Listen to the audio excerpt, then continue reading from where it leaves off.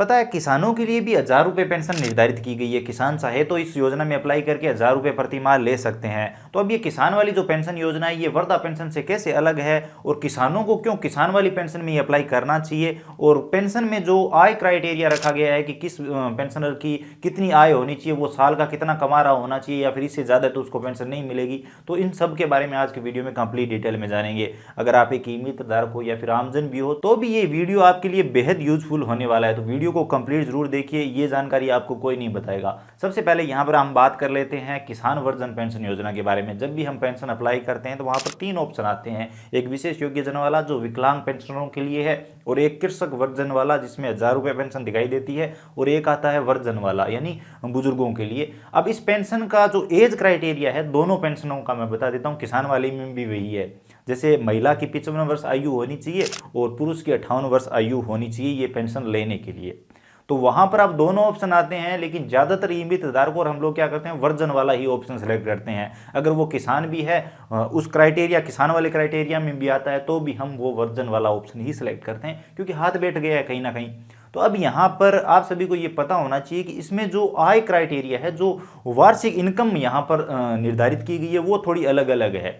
यहाँ पर आप समझ लीजिए, जैसे अगर कोई वर्जन पेंशन के लिए अप्लाई कर रहा है तो उसके पूरे परिवार की साल की जो इनकम है, वार्षिक जो आय है, वो 48,000 रुपये से ज़्यादा नहीं होनी चाहिए।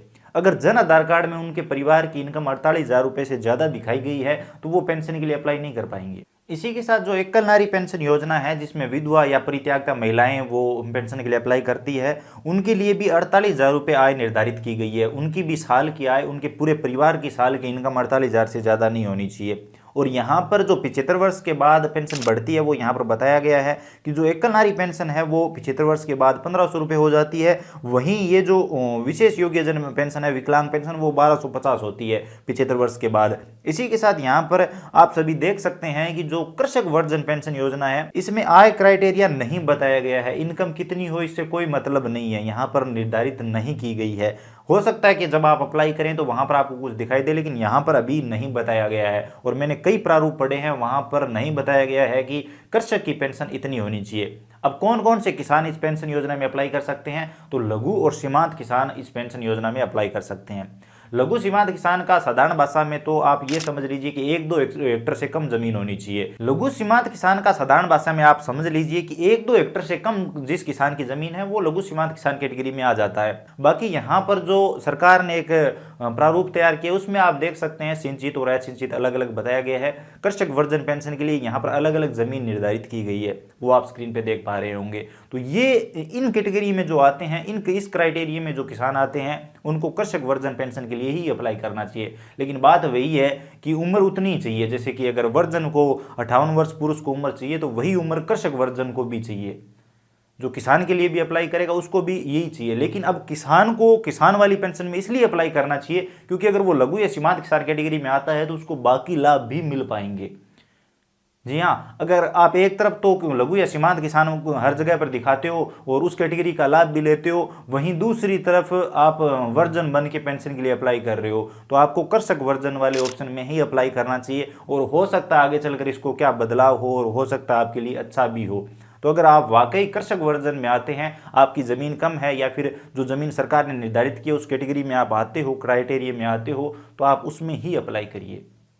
आई होप आप समझे होंगे, नियमित धारक तो सभी समझ गए हैं। इसी के साथ यहाँ पर जो कृषक वर्जन है यानी किसान बुजुर्ग है, उसकी मिनिमम पेंशन 1,000 रुपये से शुरू होती है। लेकिन जो आय की बात करें तो यहाँ पर कोई बताया नहीं गया है। लेकिन यहाँ पर एक चीज़ है, आप अगर कृषक वर्जन के लिए अप्लाई कर रहे हो तो जन आधार कार्ड में भी आपको वो कैटेगरी दिखानी होगी, लघु या सीमांत किसान बताना होगा, और हो सकता है आपको वहाँ पर उनकी ज़मीन भी अपडेट करनी पड़े। इसी के साथ यहाँ पर आप सभी ये भी समझ लीजिए कि अगर आपने गलत इनकम अपडेट कर दी है तो आपको दिक्कत आएगी। अगर जन आधार कार्ड में पहले से किसी भी पेंशनर की, कृषक वर्जन की बात नहीं है, किसी भी पेंशनर की अगर इनकम गलत है तो भैया उनको पेंशन नहीं मिलेगी।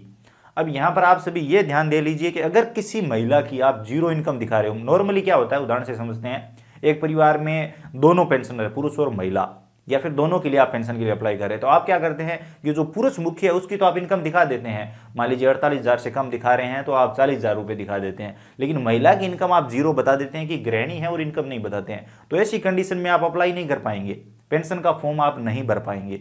तो आपको क्या करना है, अगर आप 40,000 रुपये दिखा रहे हो पूरे परिवार की वार्षिक आय, तो पुरुष की तो आपको 35 दिखा देनी है और 5,000 रुपये आपको महिला की दिखा देनी है, जिससे आप दोनों के लिए पेंशन का फॉर्म भर पाएंगे। लेकिन अगर आपने किसी की भी इनकम गलत अपडेट कर दी तो उसके बाद आपको परेशानी आएगी। आप ना तो कस्टमर को ये बोल पाएंगे कि हमने गलती कर दी है, इनकम गलत दिखा दी है, और ना ही आप सही करके दे पाएंगे, तो आपको समस्या आएगी। इससे अच्छा है कि आप पहले से इस बात का ध्यान रखें, और अगर गलत अपडेट है तो सही से अपडेट करें, और 5 पेज वाला जो आय प्रारूप है, आय का जो फॉर्म है, वो साथ में तैयार कराएं जब आप पेंशन वाला फॉर्म तैयार करवा रहे हैं। तो आई होप आप समझ गए होंगे, उम्मीद बेहतर समझे हैं।